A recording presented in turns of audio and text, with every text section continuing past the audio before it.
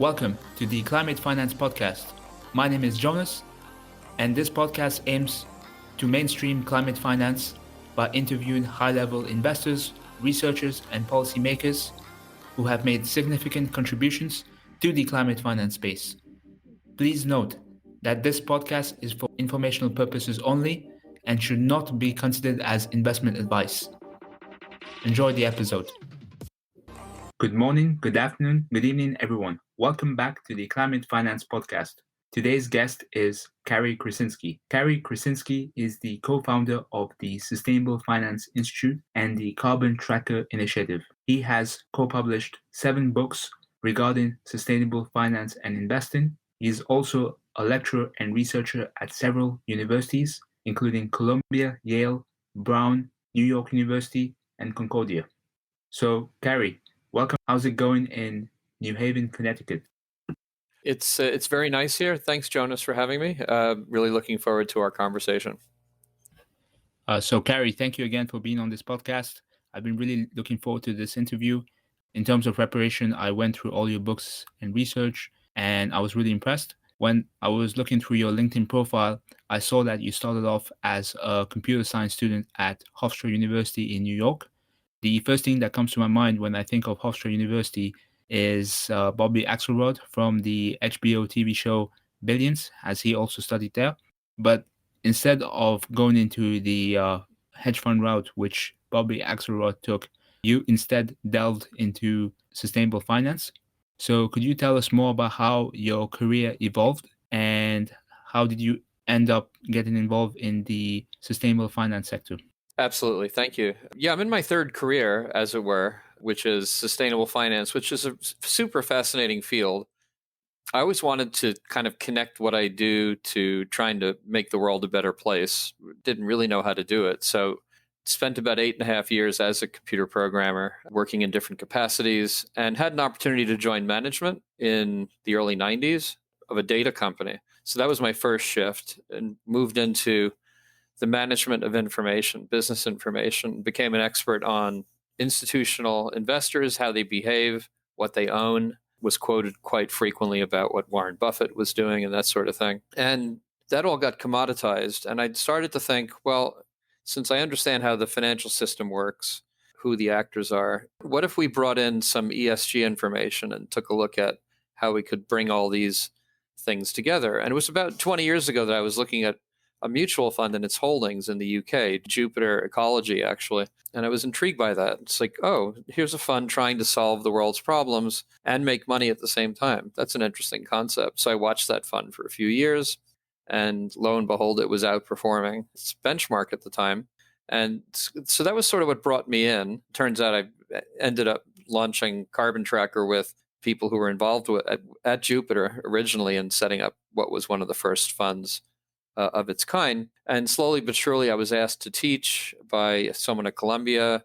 I joined TruCost for helping them establish here in the US, and eventually just moved into an independent role, almost 10 years now, of teaching, writing, and advising. So it's been an interesting, unique journey, which I think is common in this industry. There's been no way to study in an advanced manner sustainable finance until fairly recently. So, Cary, the term ESG was first coined in 2005.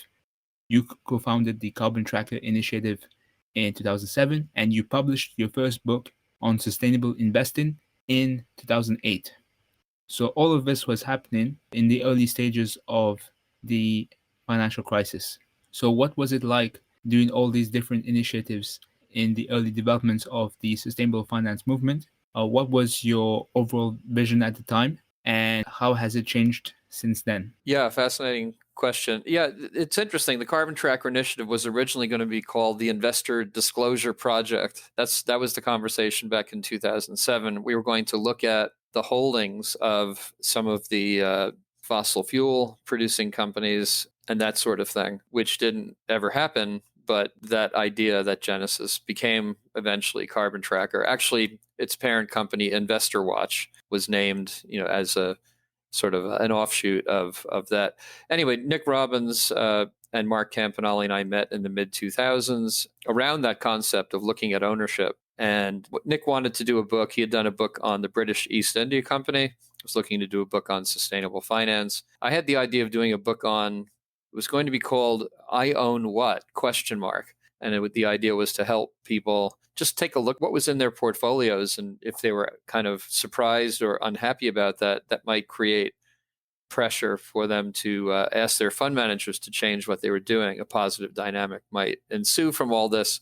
My thinking has evolved since then. But eventually, Nick and I came together to do our first book, which was really trying to move what was a negative practice by and large of the former phrase socially responsible investing. I think we tried to beat that phrase with a stick and kind of help people think more about sustainable investing, which has become more of the common phrase, and move from negative to positive solutions, because systems thinking teaches us that it's positive approaches that can really make a difference.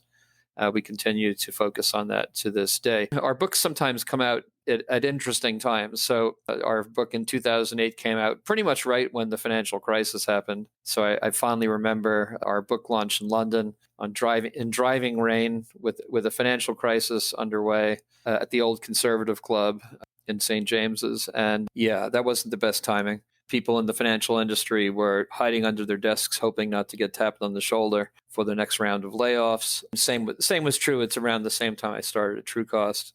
The financial crisis made pretty much anything in this field a bit of a challenge for a few years, but obviously things have rapidly progressed, especially in the last few years. So that's been heartening to see. But my thinking has evolved a lot since those days, and I think we're making some meaningful progress, but there's also a lot more we need to be doing as well. So speaking of socially responsible investing, you published a very interesting paper in 2014 in the Journal of Sustainable Finance Investment. It had a very interesting title called The Long and Necessary Death of Socially Responsible Investing. Could you give us an overview of that article? Yeah, I mean, basically the concept was that, and you hear people talk about this, well, sustainability should become baked into everything.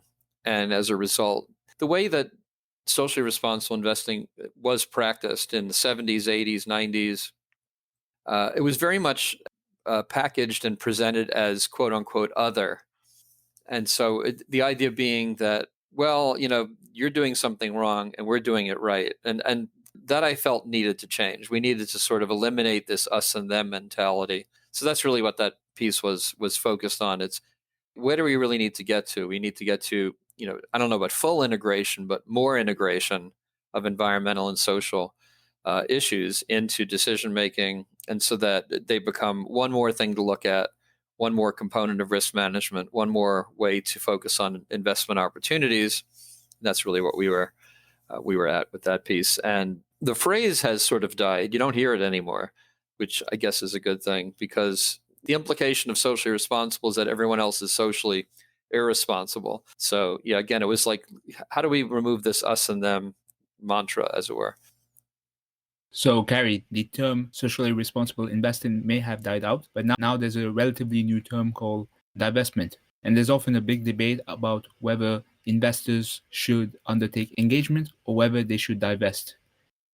There's also another option where some stakeholders have been recommending that you should first engage, and if the engagement doesn't work out, then you should threaten with divestment. What are your thoughts about this? Yeah, it's actually a perfect question to follow up from the previous one as well, because what seems to have happened is I think people have an instinct that they see something they don't like, and maybe I had this instinct as well at the start of my movement into this field, say 15 years ago, thinking that somehow looking at the holdings of a fund would make a big difference.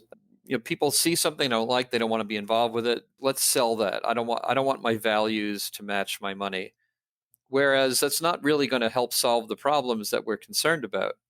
So how do we actually move the needle on climate change? The way to do that is to look at annual carbon emissions on a global basis and see if they're going down. They're not. So we're not focusing on the right questions when we think about divestment, because divestment won't solve that. At the same time, engagement without any recourse is also not really the answer. So we served for a year for Comptroller DiNapoli in New York State on the Decarbonization Advisory Panel. And we brought engagement and divestment advocates together under the concept of minimum standards. So when you visit a New York restaurant, there's a letter on the window. If it's an A, the restaurant passed all the inspections and you can trust the food. And if it says grade pending, you may not want to walk into the restaurant. So, we don't have that in investing.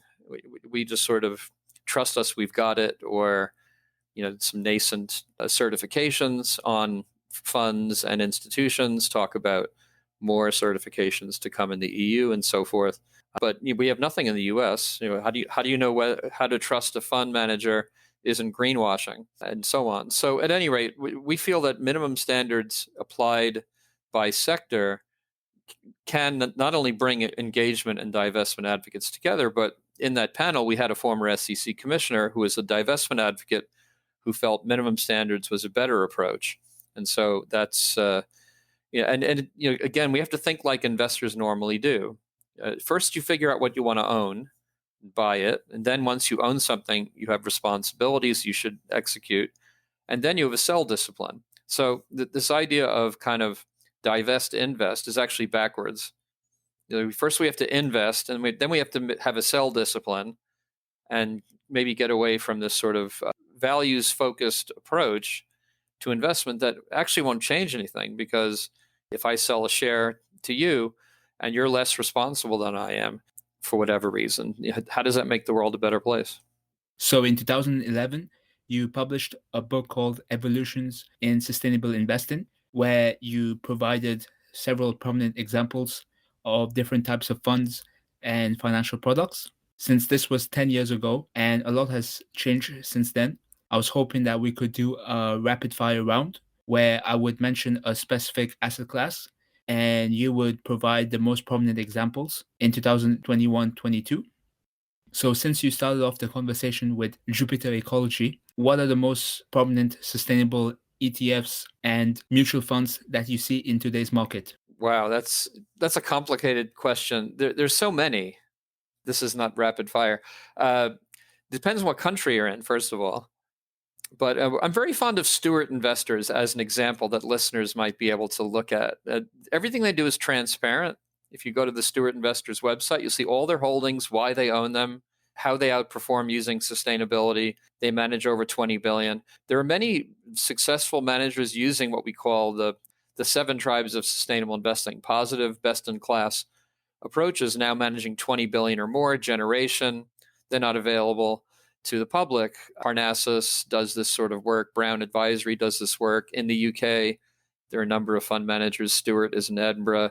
Bailey Gifford is in Edinburgh. Mirov is in France.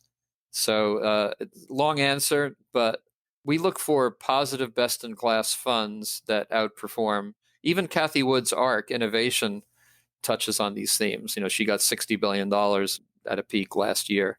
Anyway, so there are increasing opportunities for folks to participate. And the field has completely transformed in the last 10 years. Now, let's move on to something that may be more relevant to institutional investors. What about private equity?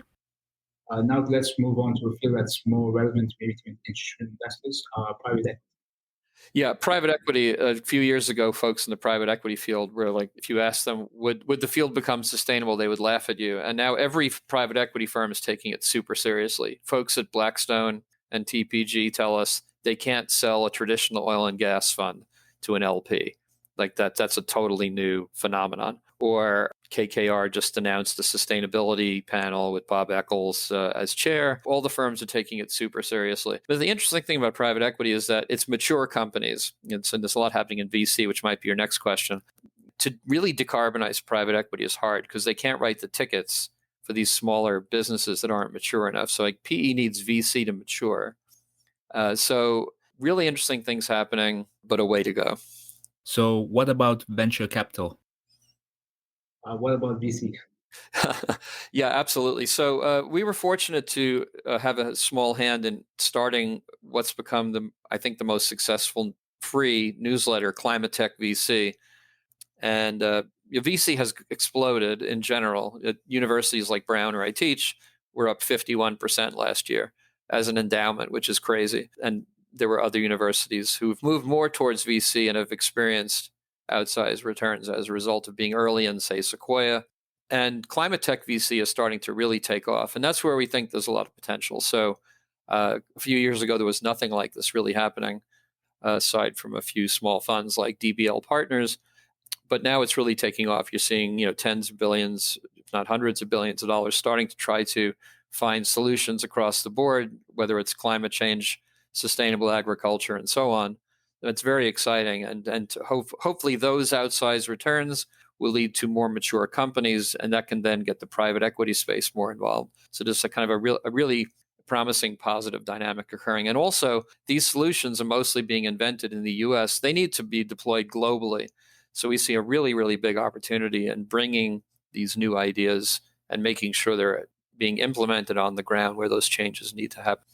I read that you were a sustainability advisor for a recent SPAC transaction in early 2021 with a company called Deep Green Metals. Could you tell us more about your thoughts regarding SPACs? Yeah, absolutely. It's interesting. The SPAC phenomenon kind of took off last year at a time when the pandemic hit, and it was actually a lifeline for many companies.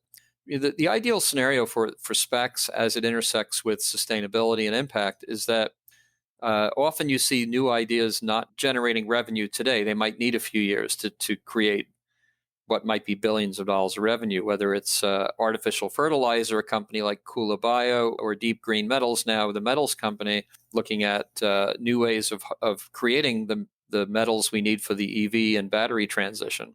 These companies won't necessarily make money for a few years, whereas PE and VC investors kind of need those returns on an annual basis to satisfy pension fund risk return expectations. So SPACs actually, if deployed properly, can create patient capital. And it doesn't always work that way. Nothing against Shaquille O'Neal, but he has a SPAC. And of course, there's always room for silly ideas and abuse, and problems can occur.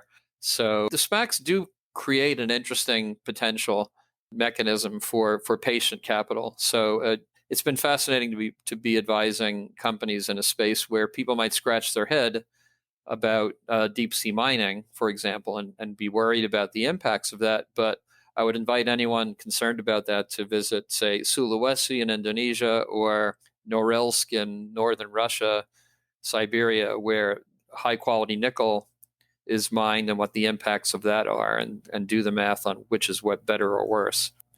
Anyway, so I think all too often we don't look at the fine details of what the impacts of what we're going to do in these transitions will actually be and what can make them better. So the SPAC phenomenon is a really interesting trend if used properly. And you'd like to see more of this again in Asia, where we have at least half of the world's impact occurring on a day-to-day basis. What about hedge funds? Yeah, that's interesting. A lot of smart people are moving into hedge funds. This is what you'd want to see, right? It's like a bellwether. Hedge funds will get involved in sustainability issues if there's value really transacting. That's kind of what you want. You want there to be value that's transacting, and as a result, you'd expect hedge funds to try to arbitrage that, whether it's the price of carbon or value being left on the table by companies not transforming in the way that they might. So I see that as a good thing. And yeah, I'm seeing more and more smart people seeing those opportunities, and you'd like to see that happen as a way, George Soros talks about in his books, everything should seek its true value. And hedge funds is a way to help that occur. Some people push back on shorting, and I think markets need a mechanism to help everything seek its true value. So I'm happy to see that. So you co-published a book on sustainable real estate in 2019, and it was interesting to see how you and your colleagues were able to cover different regulations, how certifications such as LEED are having an impact, and how ESG is being integrated into real estate investment trusts. So what are your thoughts about real estate as a sustainable asset class? Yeah, thank you. Even going back to our first book in 2008, it was probably the most robust sector at trying to seek and develop more sustainable solutions. And there's been literature on how more sustainable buildings perform better financially.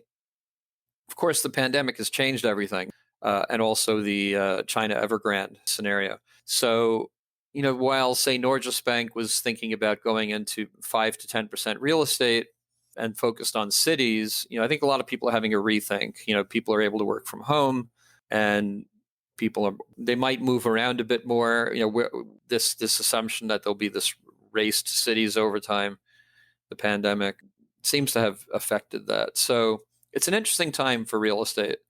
There's a big challenge with the existing building stock. We really haven't seen the efforts to transform and make more efficient existing buildings. It's not really quite financially viable. So there's some challenges there. There's sort of a valley of death of new ideas that tends to happen. And so the exciting thing is that we've developed all sorts of new technologies. And once we do start building more, especially around the world, rebuilding cities like Cairo and Jakarta, it presents opportunities to be transformational. So you'd like to see more thought being put into that. And also, it'll be interesting to see how the infrastructure bill here plays out.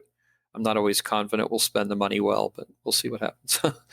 Speaking of infrastructure financing, you published a very interesting paper back in 2016 called The State of Sustainable Finance in the United States with the United Nations Environment Program and the Design for Sustainable Finance Systems Initiative. I highly recommend the listeners to check it out because I find it to be a very comprehensive report. So the Biden administration has set itself with a 2035 target for carbon-free electricity. And I wanted to pick your brains on financial innovations, for example, solar yield companies, and public policies such as renewable energy portfolio standards or tax credits that are necessary to accelerate the energy transition.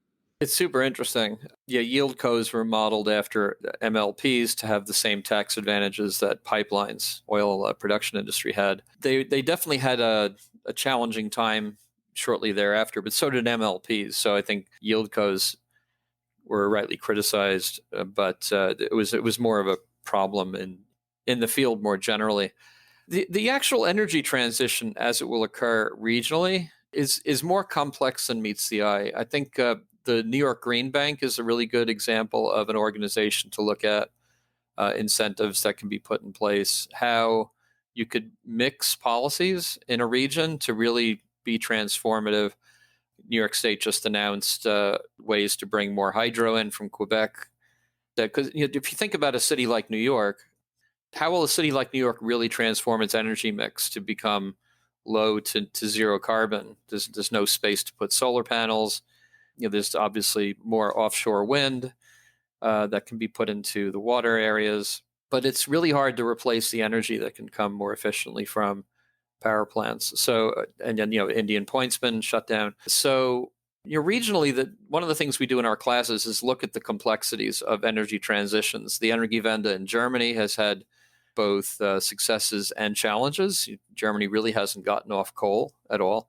While right next door you have France, which is completely all in on nuclear. Germany's gotten off of nuclear. So these things are happening differently in different parts of the world. How will Indonesia ever transform with all the islands that they have and the fact that coal is the cheapest option? And there's a game, actually, I would recommend. Richard Rice at Hunter College has this now online game where you can try to envision what the energy transition might look like in a city like New York. It's a super interesting game, which, there's always going to be kind of stops and starts. There's policies that can be put in place, and then there are election cycles. So you might expect a slowdown to occur due to unanticipated pushback or unanticipated events. But yeah, it's a combination of a mix of policies and will and political capital that seems to be the holy grail for making transformations happen. If you don't have all the pieces together, and you really need a system approach. So policies alone won't do it. You need sort of the political will of the people, and good luck can help as well to avoid surprises along the way. So yeah, it isn't just one thing per se, but it's a combination that tends to be where you're seeing the best action occur. Speaking of public policy, what do you think regulators should do to improve the state of climate-related disclosures from investors and the private sector? We're increasingly looking at, again, system approaches. So what we like to say is that we've kind of had things a bit backwards at times, whether it's ESG data, looking at that as the holy grail, as opposed to like, what are the outcomes we're seeking on a societal basis? What are the case studies for delivering that change? And then measure the strategies and the system on an ongoing basis. And data can help measure strategies and systems, maybe not so much is the change agent unto itself. And I would say the same is true of kind of the COP process. We just came out of Glasgow without much of a result. A lot of people were unhappy about that, and a lot of new buzzwords and coalitions and whatnot. And so my way of thinking, why are we trying to get 200 global countries to all agree on one thing? Why don't we have a bottom-up coalition that people can join, corporations can join, investors can join, and try to build a majority for action and build a common agenda that everyone can rally around, or enough people can rally around. I think that's what we need to be doing globally. And we have to, I think, stop thinking Western all the time. So public companies are, at most 1/3 of the global footprint. People are 2/3. And I think we're often not designing our solutions, whether it's disclosure, transparency, or otherwise, for the changes we need to actually see occur. If we could add up and see all of the corporate transformation occur that we would like to, in combination with more investment action, and we're probably going to need to be creative on creating more capital to deploy towards, say, solving the SDGs by 2030, and also getting a majority of the average person behind this common agenda. If we can get those things together, then the policy can follow. Policymakers will only be able to act if they know they're going to stay in office, if they put a price on carbon in place, for example, in the US. You don't hear any talk about that anymore because people are afraid, perhaps rightly so, that they'll get voted out of office. So we have to sort of build, I think, this bottom-up coalition for action. And it's not just going to be corporate disclosure or investor disclosure. I mean, you'd like to see investment institutions really transform themselves and take these issues as sort of primary. And whether you're a large bank, brokerage firm, lending institution, fund manager, like, make sustainability one of your key drivers at scale. Make sure all your people are educated, incentivized, have the right strategies in place. So we can get corporates, investors, and people moving together, then I think we have a chance, but we're not there. Speaking of taking an educational and coalition approach, you recently co-founded the Sustainable Finance Institute, and one of the many interesting aspects of the institute is the Certified Sustainable Finance Analyst program. So could you give us an overview of the institute and how does the program work? Yeah, absolutely. Thank you. The Sustainable Finance Institute has been quite successful, actually. It's only been around for 3.5 years. We launched it originally to try to bring kind of Western sustainable finance thinking to Asia and China in particular. So we hosted our first event in Shenzhen in 2019 at Peking University, one of their business schools, which was fascinating. And we also worked together on our 7th book about China, and we've done a variety of projects. We did the clean energy theme for the Global Impact Investing Initiative. We're working on an innovation platform right now called WIPO Green, and we're working with a major index provider to help build a better ESG index for Asia, China in particular. So a lot of interesting project work. And we've also launched something called the U.S.-China Better Relations Coalition that students have run with now. They launched a journal. So we've been active in a lot of ways. And most recently, the CSFA, or Certified Sustainable Finance Analyst designation, was launched, I think, over a year ago. And the idea was to create a designation where we could bring people together globally and have global cohorts of students who learn from each other, to not just have like these Western approaches. So our cohorts have been extremely global. The most recent classes have had students from oil and gas companies in Asia, students from Indonesia, Malaysia, Singapore, Hong Kong, China, Australia, Africa, South America, Europe. It's hard to find time zones that everyone can function together. We've had folks from leading financial institutions, from corporations, consulting firms, and it's worked really well. We bring people through the issues, the solutions, whether they're working or not. How do we actually do this properly? and then help the students with their own work and help them advance their own thinking and work on projects together, building communities of practice. This actually goes back to 2013. At Columbia, we developed a program for Carrie Kennedy and her RFK Center. We had $15 trillion of assets represented in the first cohort. A lot of people who you've heard about were students at the time. Ann Simpson from CalPERS, folks from New York State Common who we're close to this day, and a bunch of other pension funds and leading organizations. These communities of practice then can become important post-graduation groups who can stick together and help each other. And so that's been great to see. We had a convening of students a number of times last year. One of our key theories of change is to help Asia with its transformation and not just have Western conversations. Another is to work with as many young students and mid-career students who want to switch their careers and help them navigate their way forward and bring them together. So yes, the CSFA is a key part of that theory of change in particular. Thank you, Cary. So you mentioned the book Modern China, which you published in 2020. You managed to get it forwarded by Dr. Ma Yun, who is the chair of the China Green Finance Committee, and he is also a member of the Monetary Policy Committee of the People's Bank of China, which is the Chinese central bank. China is a global leader when it comes to green finance. Your book covers the history of China as a nation, how did its economy and its financial market evolve, and most importantly, how did its green bond market evolve?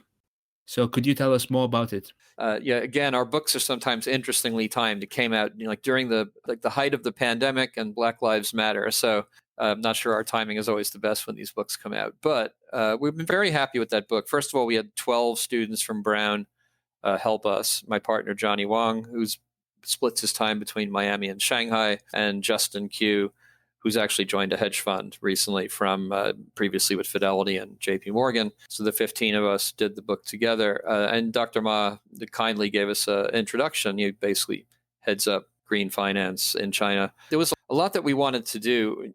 We've really come to be of the belief that a lot of people just don't understand China in the West, that whether it was the previous administration or just not visiting the country, really, China's rapidly changing, as I know you know.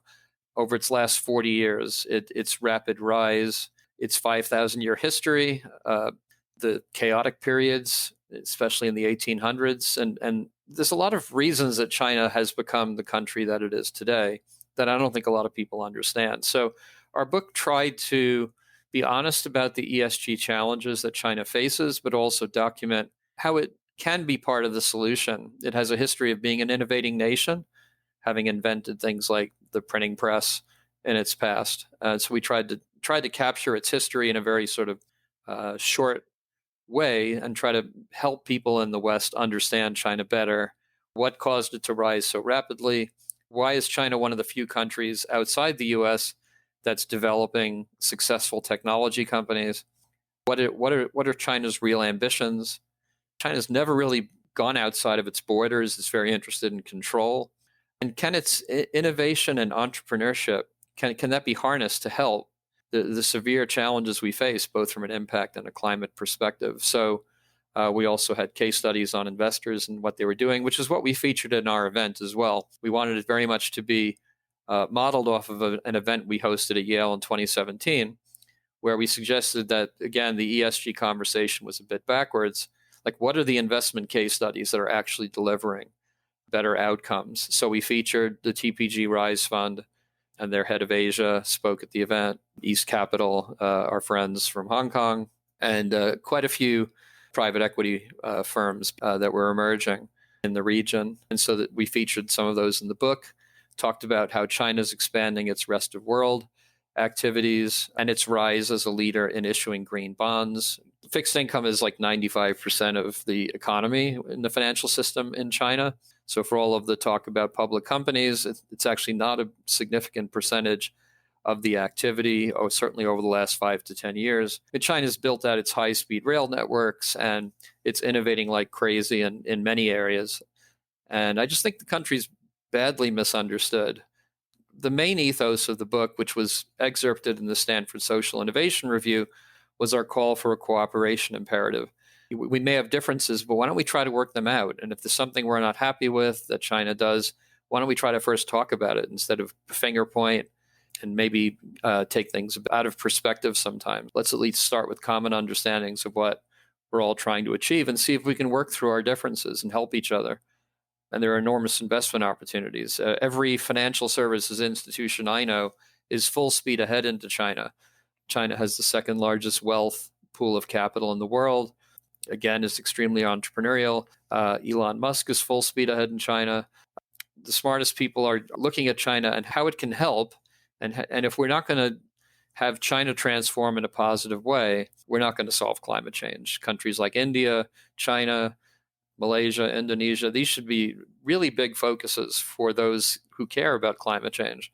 And all too often we're focused on the EU taxonomy or, what Amazon is doing or what have you, which is fine. But what about the big picture? And so our book was an attempt to try to bring some sense to this conversation and to see if there was a positive way forward. Things have moved in a different direction, but we had Secretary Cary in our Yale class 2 years ago.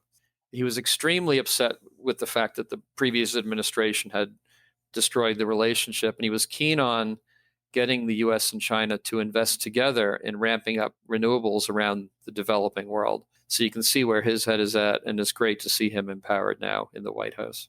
Thank you, Cary. You mentioned so many interesting points. You're absolutely right when it comes to China's 5,000-year history and all of its innovation. I myself spent over a year in China trying to learn the language and understand culture and society and so on. And it requires a lot of conscious effort, especially if you've never lived in China before. The list of innovations that China has come up with across those 5,000 years is super long.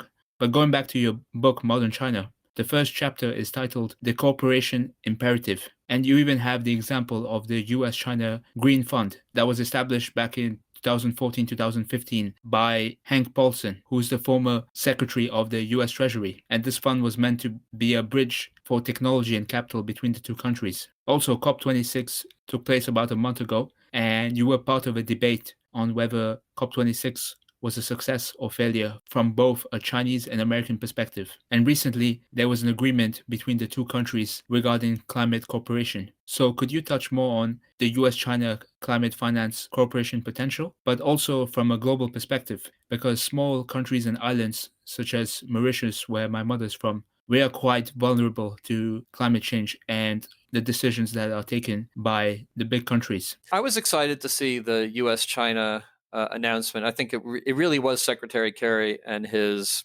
long-term relationship with Xi Jinping and his desire to do what I just said, which is to get the US and China working together as much as possible on these solutions. I think that's where the answer is. It's in that sort of effort. So that was particularly exciting. That announcement came, I think a lot of people were pretty depressed with the way COP26 was going. When that came out, it was like, wow. So, can we build on that? Can we look at how we can all work together in more ways? And even on technology, there's a lot of concern and issues to work through, but that for us was particularly exciting. And the other thing that happened at COP26 was, Prime Minister Modi from India showed up and said, we need $1 trillion.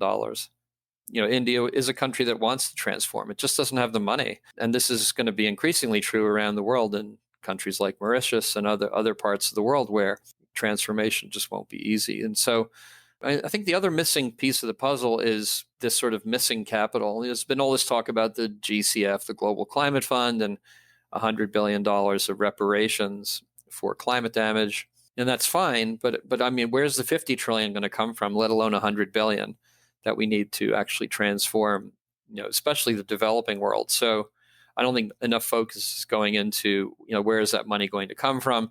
During COP26, BlackRock talked about incentives they would need to help do the work themselves. I mean, I think that they were sort of on the right track. I definitely think we need to be more creative.